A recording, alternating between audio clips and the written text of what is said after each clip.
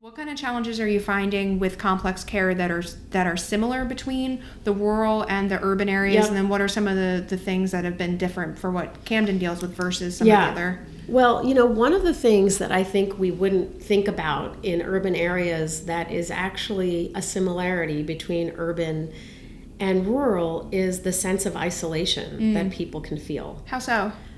So in urban areas, sometimes we succeed in getting people housing, but they are suddenly housed and they're very isolated in their housing. And if you talk to them, they are as isolated as somebody that lives in a place that, has very few people nearby them. And so what we have found is that for people who have, complex medical and social needs, isolation is a major issue, whether you're in an urban area or a rural area. And so thinking about how to keep people connected, how to connect to informal supports, how to connect them to, other affinity groups, to, maybe creating groups for them to come together and to convene. One of the things, especially if you're working with a population that's been homeless or, is that a lot of people are used to being with other people. Like they're used to being with other homeless people. And suddenly now you're saying, you get your own apartment. Well, that's a very different way of living than somebody who's been living in shelters for a long time.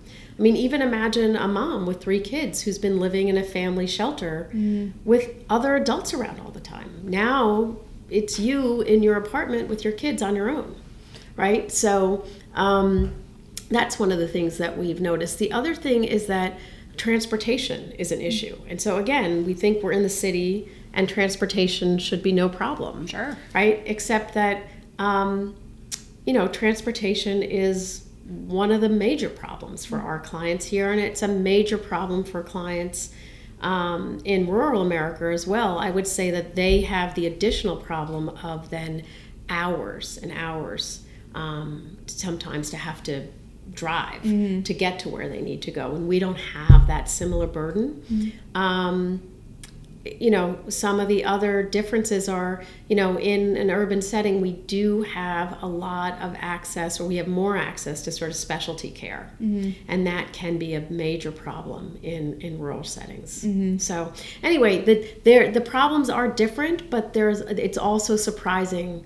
Some of the similarities, as I said, are surprising. You would never think of somebody as feeling isolated as living in a city because you're surrounded by all these people. Right. So, of course, Right. And then I could see what you were talking about, like, for instance, a single mother who's got the 3 kids who now has an apartment, and I could see that having some feelings of guilt where we go, oh, you have an apartment now, so this should be a benefit, but then feeling some negative feelings about it and then not knowing what to do about that. Yeah.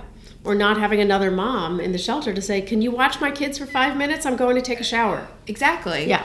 It's interesting. It's really something you would never think about living in the city. Yeah.